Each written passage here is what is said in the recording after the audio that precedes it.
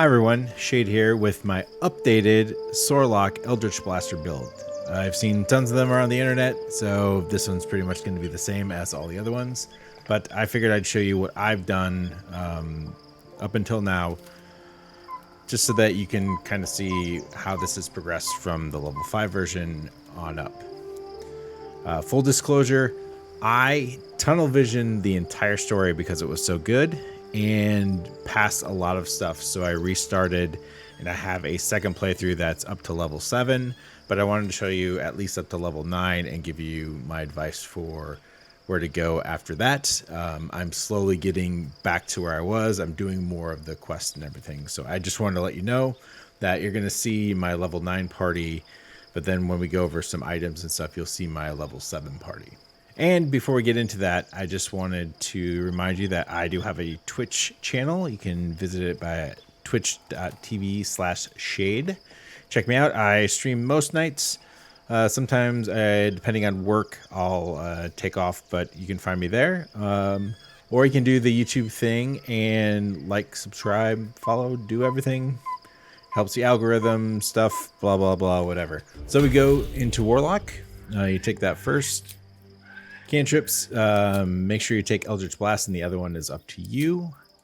I go the Fiend for the extra Dark One's Blessing, for the extra temporary hit points, and then I choose Hex, and then the rest can be kind of up to you to flavor. You can choose Hellish Rebuke, you can choose Arms of Hadar, Command even works,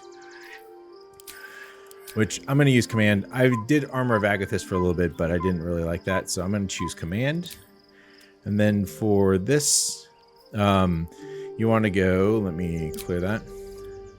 If you are planning on getting Ethel's hair, you can kind of min-max a little bit. And I did it in the other playthrough where I go 17 charisma. Getting her hair will get you up to 18. And then I did 16 dex, 14 con, and then I did 10 into intelligence. Because I'm a Githyanki, I get astral knowledge, and I'm able to have proficiency in all strength abilities, all dex abilities, all int, all wisdom, or all charisma abilities. I do the charisma one for this character so that I can take more of these. I went sage for my background, and then I choose investigation. I chose religion just because. You don't have to, but if you're not a Githyanki, you want to choose deception and persuasion are usually the ones that are chosen the most, so you can choose one of those. Warlock do not get to choose persuasion, so you'd have to do it in your background. But this is why I don't choose any of those, is because I'm going to rely on astral knowledge to give me automatic proficiency until a long rest, because I'm Githyanki, which is this right here. So astral knowledge, you gain proficiency in all skills of a chosen ability, and it lasts until a long rest. And now we're going to choose level 2 Warlock. The spell, again, it's your choice. I'll choose Hellish Rebuke, but it's whatever you want to do. And then for Eldritch Invocations, I'm a Githyanki. I don't have Dark Vision, so I do choose Devil's Sight for this, just so I have Dark Vision. And it also, if you do throw Darkness, I haven't really done it that much. It's helpful, but the 24-meter Dark Vision is really, really helpful. Agonizing Blast is a absolute choice. You have to take it because it adds your charisma modifier to your Eldritch Blast, so it's really, really good. You can also choose Repelling Blast to knock people off if you want. We only get to choose 2 because we're only taking 2 levels in Warlock, so make your choice. Those are the 3 I would choose between. So at level 3, we're going to want to choose Fighter. And from this, the fighting style we're going to choose is Protection. I had Defense originally, but because we're going to wear the Potent Robes, we're not wearing any armor. We're wearing clothing, so this would not work, I believe. You can correct me if I'm wrong. So I choose Protection because we are wearing shields. We're proficient in shields by picking up Fighter.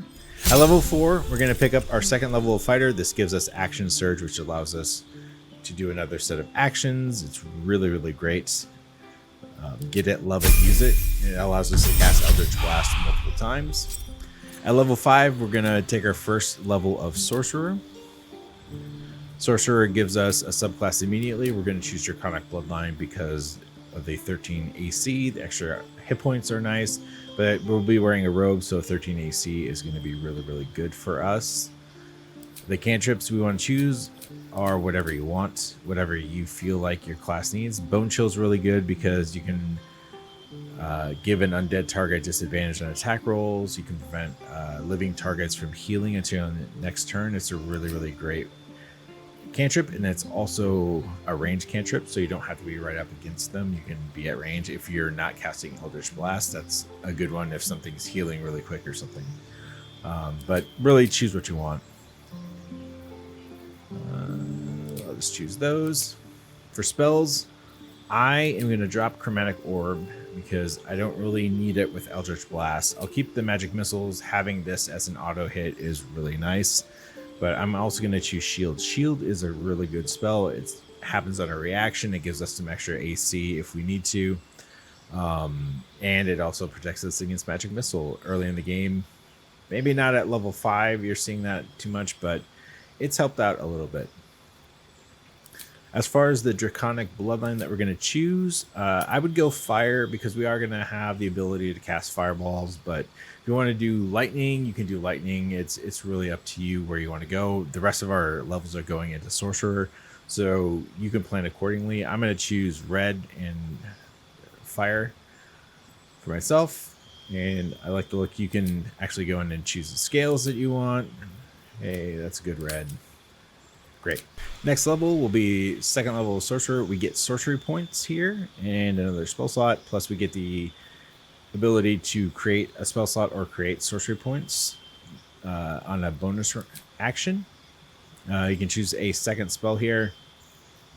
I sometimes choose Jump just because you can free cast it outside of combat as a ritual spell. So it helps just to give your entire party the ability to do things outside of combat. For our class passives, we're going to choose Twin Spell and Distant for Meta Magic. Those are the two best choices. At level 7, we hit level 3 Sorcerer. We get more sorcery points. We get another spell. We now have level 2 spells. There's some decent ones here. Mirror Image is really good. It's not a concentration spell, so you get basically 9 AC. That's up all the time until they attack you. Then when you evade an attack, you miss one. If you want to do extra damage, Scorching Ray is good, or Cloud of Daggers. That's a great AoE spell. I like to choose Misty Step. I get one for free because I am a Githyanki. There's also a Misty Step ring out there, but I also choose a spell, so I just have lots of options. And then the only meta magic we choose for this is Quicken Spell. It basically makes the build what it is. You can cast Eldritch Blast as a bonus spell, but you can also cast any spell. So even like fireballs, when we get fireballs, you can cast multiple fireballs in a round and just decimate the enemy if you want to. It's really great. At level 8, we're going to choose our next level in Sorcerer. We get more points, more spells, and we get another cantrip. So just choose whatever you want here. And then for this, choose something that you didn't choose. I'm going to choose Mirror Image because, like I said, I'm being driven by Eldritch Blast still. It's still really good. At level 5, you can cast 2 Eldritch Blasts. So, and then for this, you can choose one of 2 ways. If you've gone to Auntie Ethel and you've risen your charisma score to 18, you can choose Warcaster here. This gives you an advantage on saving throws to maintain concentration spells. So basically, every time you're hit, you get a roll for advantage. Or you can choose ability improvement and raise your charisma up to 19 if you want to, or 20 if you've chosen to be a 17 and get Auntie Ethel's hair. I'm going to choose Warcaster here, though. Then at level 9, we finally unlock level 3 spells. So you have a lot to choose from here. I will choose Fireball, and then I'm going to replace the spell. And I'm not going to be using Magic Missile too much anymore. I've got Fireball now, so I'm going to change that, and I'm going to add Haste.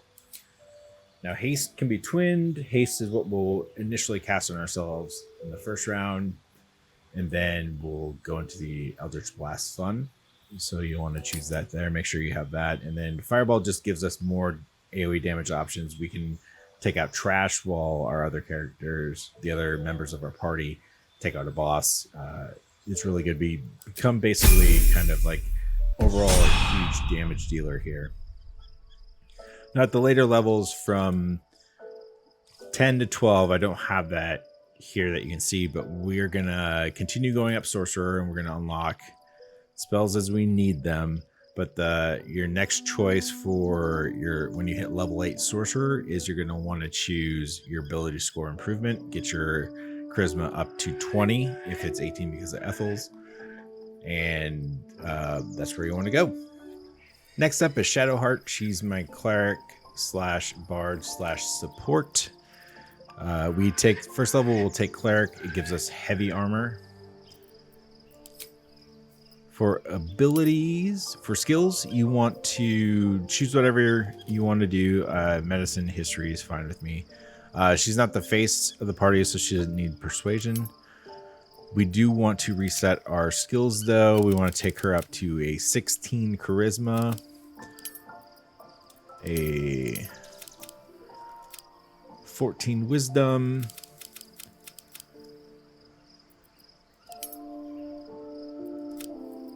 a 16 constitution, and then I add the extra points into dexterity to give her extra initiative and better chances to hit with ranged attacks. And that is it. I want to go over cleric spells really quick. My last one, I did not go through this very much because I wasn't thinking about it, but the cleric spells that I usually take are Bless and Cure Wounds are always taken because we're a life cleric. I take Healing Word because it's great to have a ranged heal. Then I take Sanctuary based on a comment from my first video. I didn't realize that Sanctuary functioned the way it does in this game. I thought it was the other game where they just had to pass a wisdom saving throw to attack me. Me or an ally cannot be targeted until I attack or harm a creature. They will not go after you. It's great. Sanctuary is awesome. You can, and it's a bonus action, so you can cast an attack spell and then cast Sanctuary on yourself and run away because you don't invoke attacks of opportunity with Sanctuary. You aren't going to be targeted when you have Sanctuary. Nothing can hurt you. The only thing is that once Sanctuary falls, you get a debuff on you that doesn't allow you to cast Sanctuary on yourself for an entire round. But attacking also means using Cutting Words as a bard, and anything that you don't think is an attack doesn't get classified. But I have thrown down a cloud of daggers and then thrown this on myself, and people walking through the cloud of daggers get hit by it, but it doesn't take Sanctuary off. So I think anything you do after you put Sanctuary on yourself is what takes it off. So anything you do before doesn't affect Sanctuary afterwards. So it's really great to actually cast like Bless or Haste and then put this on yourself, and it's guaranteed to stay up because you will not be targeted by any enemy. You can still be hit by AoE spells, but you won't be targeted by any enemies. So I just wanted to say that.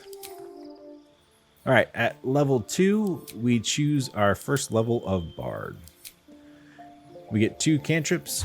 I choose Vicious Mockery and then Minor Illusion. Choose whichever ones you like. I do like Vicious Mockery because you can impose disadvantage on a creature's attack roll. For spells, you can choose whichever you want. I usually choose Utility, so Featherfall, Long Strider, Speak with Animals, and then I have Tasha's Hideous Laughter as kind of a spell I'll throw out there.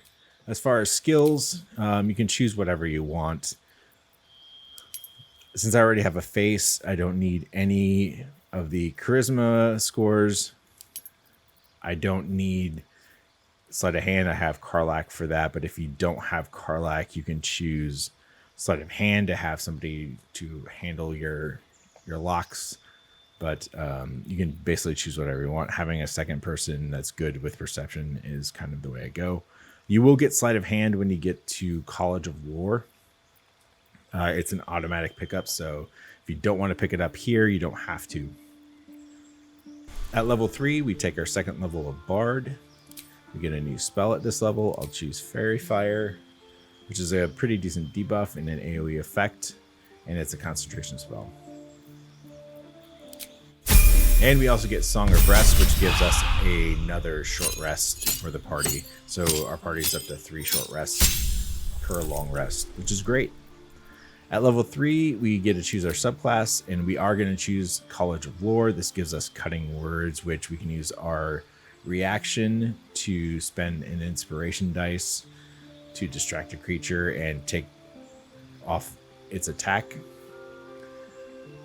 And then we also gain proficiency in Arcana, Intimidation, and Sleight of Hand. For spells, we get level 2 spells. I like Silence, Cloud of Daggers, and Hold Person. Here, I'm going to replace a spell, and I usually drop Tasha's Hideous Laughter or Fairy Fire, but Fairy Fire has some uses, as does Tasha's Hideous Laughter, but I'm going to choose Hold Person instead, and then next round I'll probably choose Cloud of Daggers. At Bard level 4, we get another cantrip. Choose whatever you want. I'll just choose Mage Hand. And then I'm going to choose Cloud of Daggers here. This is a great AoE spell that you can cast. It is a concentration spell, but you can just kind of cast it in a hallway or a doorway. And if you set your frontliners up, you can basically get continuous damage. It works really well. And like I said, if you cast it before you cast Sanctuary on yourself, you will not be knocked out of Sanctuary. As for our feats, we're going to choose an ability improvement and bring our charisma up to 18.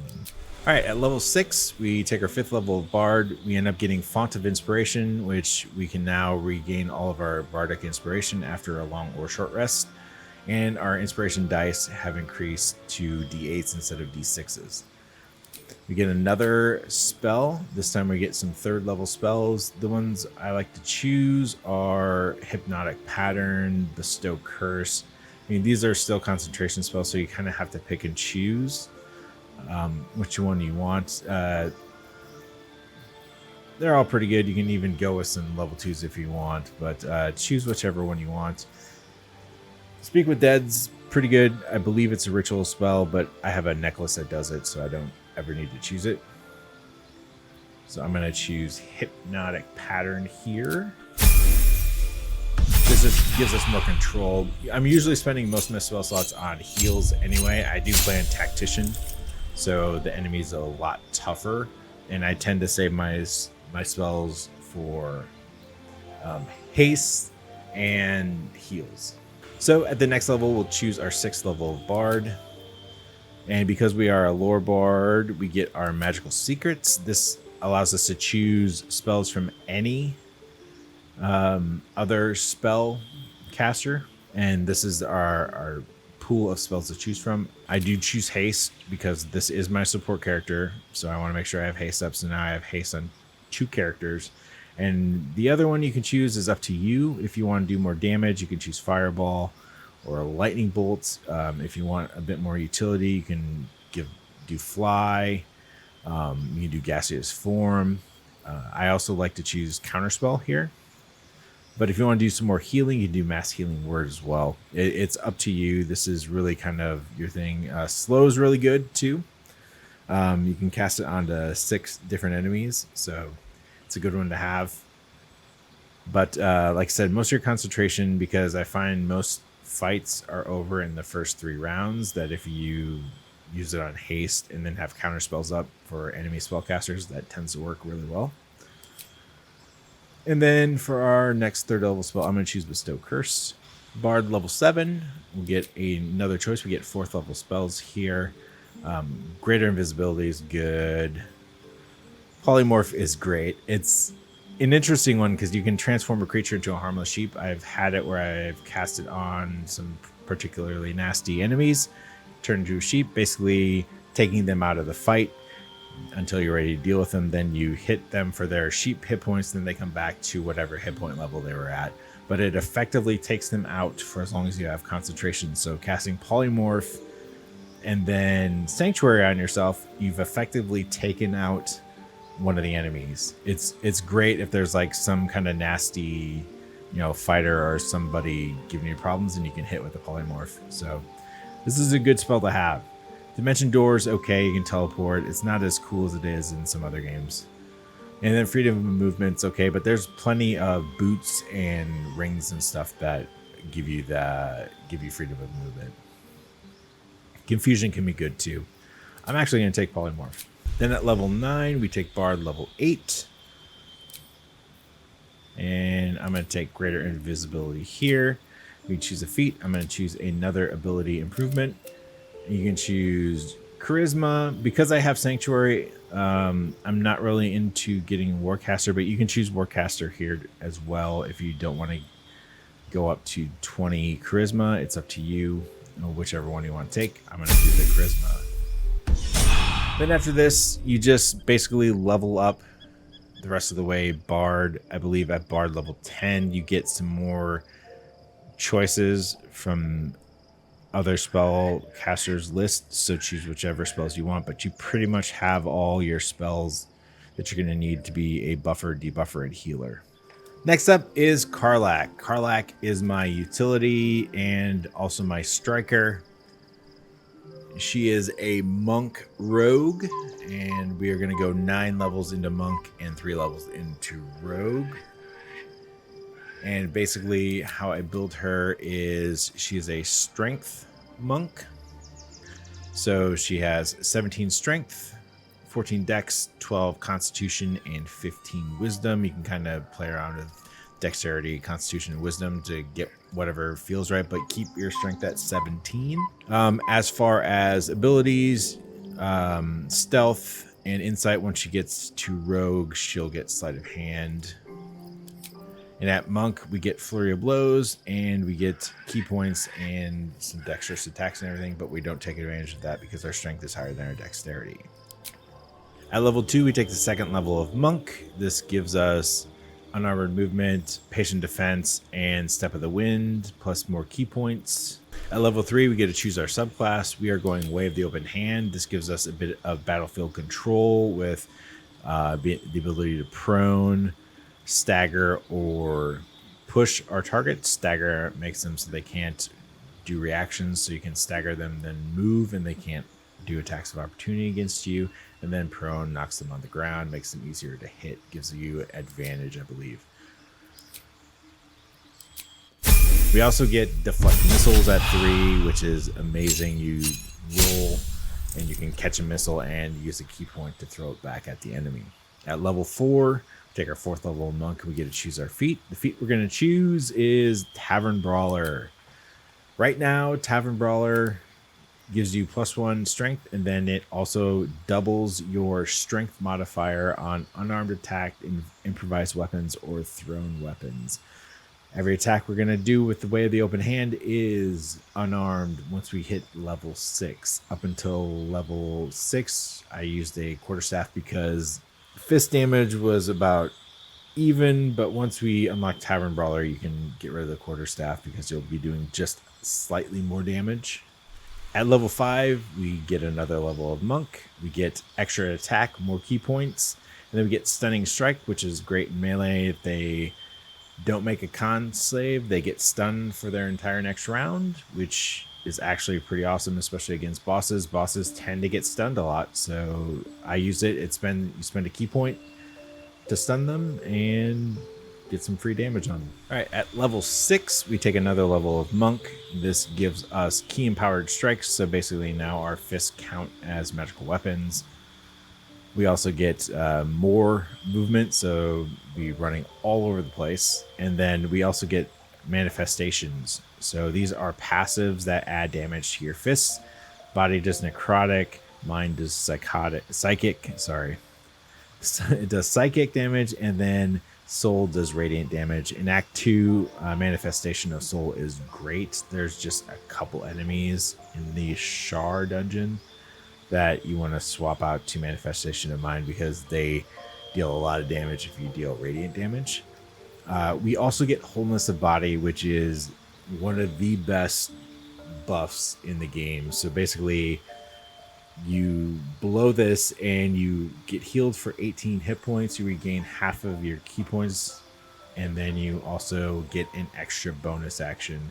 And combined with the Thief subclass, gives us a 3rd extra bonus action that we can use Flurry of Blows on, which is buffed by Tavern Brawler.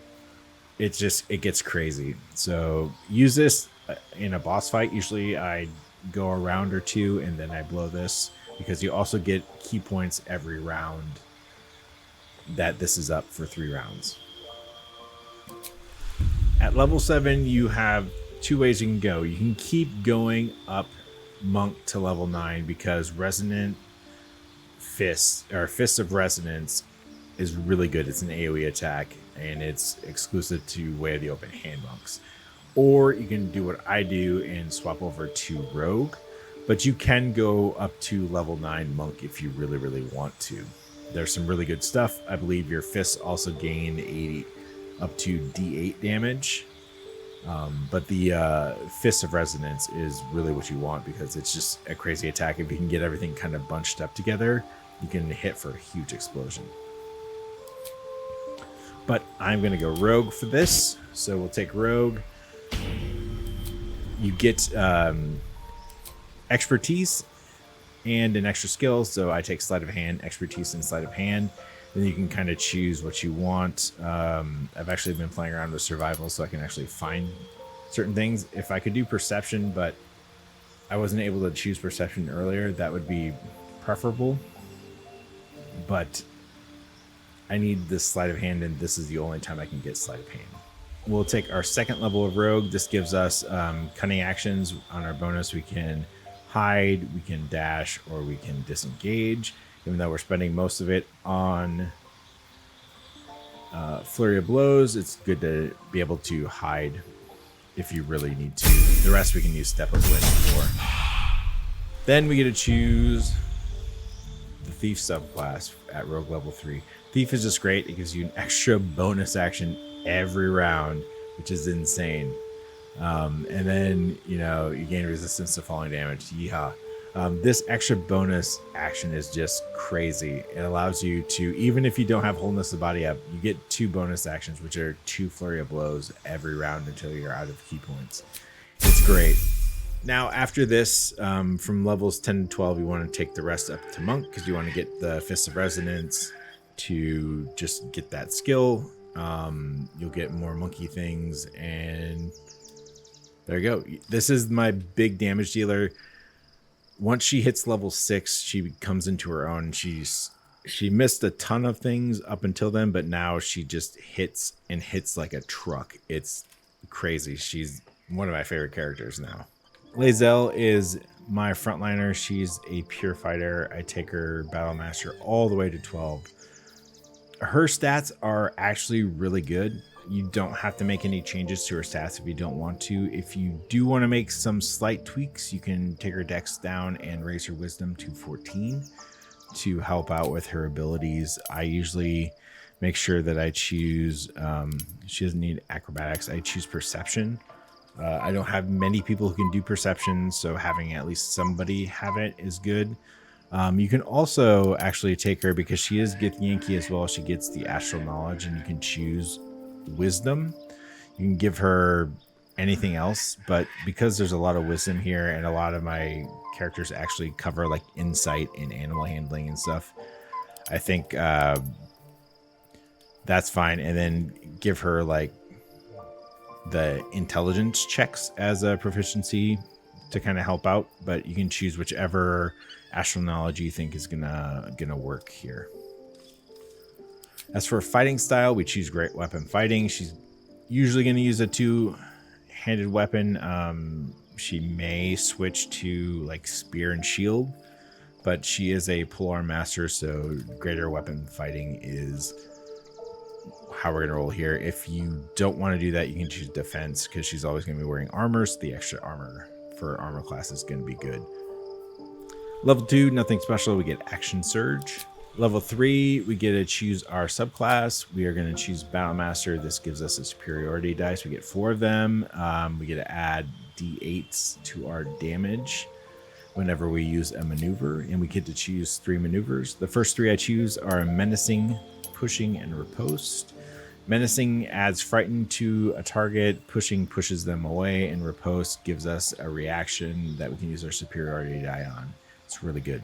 At level 4, we get our first feat, and we are going to choose Polearm Master. Polearm Master is really, really good because it gives us an opportunity attack whenever a target comes within range. So if something moves close to us, we can get an opportunity attack. And then we also get a bonus attack.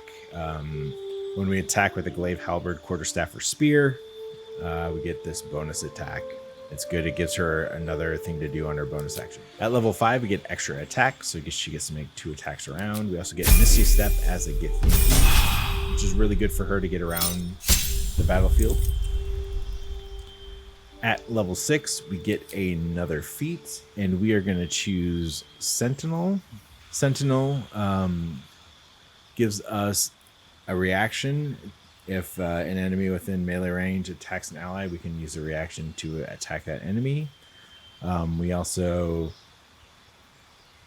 give Sentinel Snare. If we hit a creature with an opportunity attack, it can no longer move for the rest of its turn.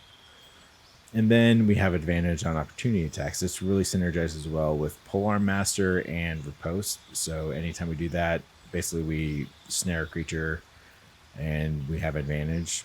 At level 7, we get 2 more maneuvers. We also get another superiority dice. These are regained on a short or long rest. I didn't mention that earlier. And for this one, we're going to choose Trip Attack and Goading Attack. Goading Attack gives us kind of a taunt, and Trip Attack gives us a prone. Really adds to great control. Battlemasters and Way of the Open Hand are going to basically be controlling while my Sorlock just kind of blasts from range. A little late, we get another feat, and we are going to take Athlete. Athlete gives us a chance to add another strength, and then it also gives us this standing up, which when we're knocked prone, normally we lose half of our movement to get up. This, we only lose 1.5 of our movement, which just kind of helps so we can kind of maneuver around. Right, at level 9, we get Indomitable. Whenever we fail a saving throw, we can roll again using the new result instead. It's kind of nice. In this game, you tend to fail quite often, so having that is really good. And now from levels 10 through 12, we're going to keep going up Fighter. At 10, we do get a raise in our superiority dice. They go from D8s to D10s, and we also get another feat at level 12, and we're going to take the ability score increase to take our strength up to 20. Okay, on to gear. Now I'm on my level 7, so I don't have endgame gear, but I do have some stuff that works. On my Sorlock, on my head, I wear the Warped Headband of Intellect. I do have proficiency in Arcana and Investigation, so this helps me make those checks. I am using the Potent Robe. This gives us our Charisma modifier onto our cantrips. This does stack with Agonizing Blast, so we get double the Charisma modifier to our Eldritch Blast. We also get +1 to armor class, and we get temporary hit points equal to our Charisma modifier at the beginning of the wearer's turn. For hands, I have Gloves of Missile Snaring. They like to shoot at me, so I just have this. It's basically the same as Deflect Missiles, except I can't throw them back. For my feet, I'm wearing the Disintegrating Nightwalkers. I can't be webbed, entangled, or ensnared, and I can't slip on grease or ice. And it also gives me another charge of Misty Step. I am a Githyanki, so I do have the racial Misty Step. I have this Misty Step, and then I even have the spell Misty Step. So I've got a ton of Misty Step all over the place. I'm wearing the Amulet of Lost Voices right now. Speak with Dead is actually pretty good. It's pretty fun to play with, so I'm using that. The Ring of Poison Resistance so that I can take half damage to poison. And then I have Mage's Friend, which gives me +1 to Arcana and Religion. And in my main hand, I have the Spell Sparkler. This gives me 2 lightning charges. What lightning charges do is lightning courses through you. You have +1 to attack rolls and deal an additional 1 lightning damage. When you have 5 charges, they're consumed, and the next time you deal damage, deal an additional 1 to 8 lightning damage. I'm not sure if this is bugged, but when this works, the lightning damage also creates a hex, and you start just doing crazy damage. At least that's what it says in the log. I'm not sure if it actually does all that, but The 1 lightning damage stacks up.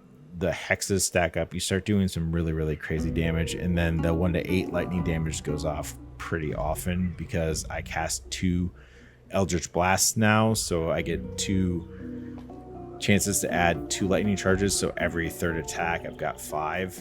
That just kind of adds up to a lot of damage. And then the shield I'm using is the Sparks Wall. Only because I don't have a spoiler shield, but I'm gonna get the Cleric shield when after I face him. And this just you consume 3 lightning charges if you want to release a blast of electricity that damages nearby enemies for 1d6 damage. So things that I'm gonna look at getting later on down the line are the Birthright from my helm that gives you a +2 to your charisma. I'm also going to be looking for Gemini gloves. That gives me an extra Eldritch Blast. Cloak of the Weave is what I'm going to wear on my back for the extra spell hit and DC. And then Marco Heshcure is going to be the staff I use. You can also choose Woe, but I discarded Astarion early, so I don't have access to that. But Woe or Marco Heshcure is the weapon that you want to use. And then I'm going to use probably the Lofty Sorcerer's Amulet for the extra Sorcerer's point. I think it's only 1, but 1 more is good. You can use the Amulet of Greater Health, but I'm giving that to one of my frontliners. And then the Ring of Arcane Synergy. Now for Shadowheart, she's got Adamantine Splint Armor. This basically attackers can't critical hit her. She does have Sanctuary up all the time, but when I actually want to use her to cast stuff, it's nice to know they can't crit hit her and take her out really quick. Plus it also reduces all incoming damage by 2. Her feet, she's using Evasive Shoes just for the extra armor class. It's pretty nice. She's using the Amulet of Restoration, gives me an extra Mass Healing Word and Healing Word. This has actually helped quite a bit in a couple fights where rolls did not go my way. I use the Shifting Corpus Ring just for the invisibility. The Blur I don't really use because I'm spending my concentration on other things, but the invisibility is good if you want to kind of get around a little bit for free. Her weapon is the Blood of Lathander. This gives me Sunbeam, which is actually a level 6 spell now when I can't access it, but it's really nice. It shoots in a line, blinds enemies, and hits pretty hard, but it can also hit your own players. So just be aware that you can hit your own party if you're not careful. And then this also sheds light and has a +3 weapon enchantment, so it's pretty nice. I also have the Shield of Devotion. I get an extra level 1 spell slot, so I have 5, I believe, I have 5. I'm not on Shadowheart, so I have 5 level 1 spell slots. I also get Shield of Devotion Aid, which gives her 10 extra hit points and until a long rest.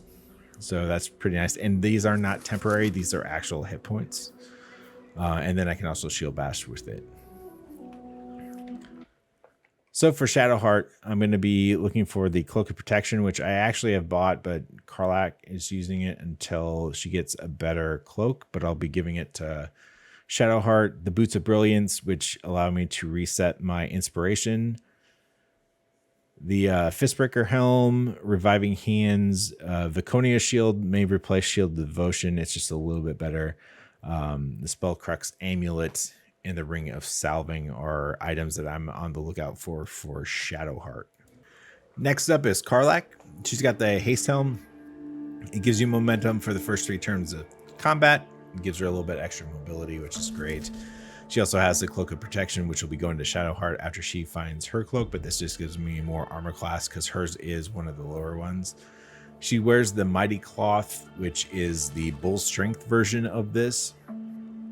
Bull Strength gives you 2 strength, doubles your carrying capacity, and then gives you advantage on strength checks.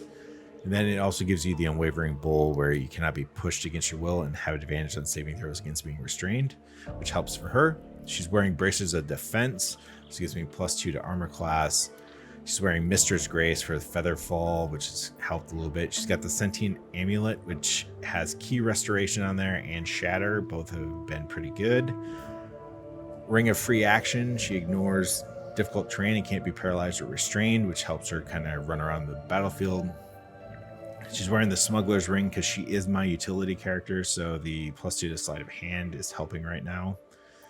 And then she is unarmed. Her unarmed attacks do crazy damage. Right now it's 1d6 plus 10 and then 1d4 plus 2 radiant damage because of all her things. I also have the Graceful Cloth. I used this when she was Dex until level 5 when I got 2 attacks. And Cat's Grace actually helped out a lot. It increased my Dex by 2, giving me 18, giving me more AC. And then my jump distance was extended, so I used both of those. I forgot where I bought this one. I don't remember where I found that one. Now this is what I'm going to look at for her.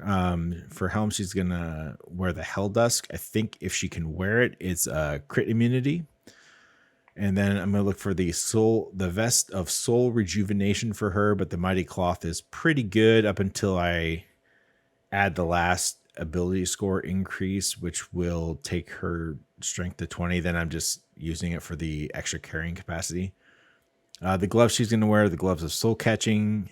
I'm going to look for the Boots of Persistence, the Cloak of Displacement for her back. She's going to wear the Amulet of Greater Health because she tends to get beat up a lot. So having that and having some extra hit points is going to be helpful. Then I'm going to look for the Eversight Ring and the Ring of Protection. The Eversight Ring is going to protect her from blind because she tends to get blinded a lot. And then Ring of Protection is just going to help her AC out even more. And finally, Lae'zel. I don't have a helm on her. She was using the Grimdark helm until I found the Potent Robe, and now she's wearing the Adamantine Scale Mail, which my Warlock was wearing. This is the medium armor version of the mail that Shadowheart's wearing. The damage reduction is 1 less, so it's just 1, but the attackers can't land critical hits on me, which is really awesome. She's wearing the Growling Underdog gloves. These give me advantage on melee attack rolls while surrounded by 2 or more foes. She's surrounded all the time, so this works out really well. Boots of Speed. You click your heels and you get extra movement and freedom of movement, which helps. She's wearing the Moondrop pendant just because I didn't have anything else. The Snowburst because I was wielding the Morning Frost, which did extra cold damage, so this just created a circle of ice around the target. And then Crusher's Ring gives her 3 more meters of movement, which helps her because she tends to not be as fast as Karlach, so I want her to kind of keep up if she can. She's got the Bow of the Banshee, but she doesn't do a lot of ranged attacking often enough, and she's wielding Cacophony right now. So endgame gear for her is going to be the Helm of Baldurin, Hell Dusk armor, Gloves of the Frost Giant to give her extra strength, Hell Dusk boots, Brain Drain cape, Saloon Spear of Night, so she'll get dark vision. She's the only one who doesn't have it. Ring of Regeneration may replace Crusher's Ring, but she's also giving me a lookout for the Ring of Free Action, which is what Karlach has until Karlach gets her replacement. And that's the party. So like I said, right now my party is only level 7 because I restarted, but it's going pretty good. I haven't had any real difficulty. Some of the fights that were problematic before have not been problematic in this run. It could be because I know, but I like this game because I can choose whatever companion I want. I am thinking about throwing Jaheira into the mix as a Spore Druid because I'm really interested in seeing how Spore Druid works. I'll say it now, I have an idea to do a 3 Druid and then a Gloom Assassin run, so each flavor of Druid and Gloomstalker. Let me know if you want to see that because I'm interested in trying it. But that'll do it for me. If you liked what you saw, please give me a follow. Check me out on Twitch, do the YouTube jazz, and we'll catch you next time. Take it easy.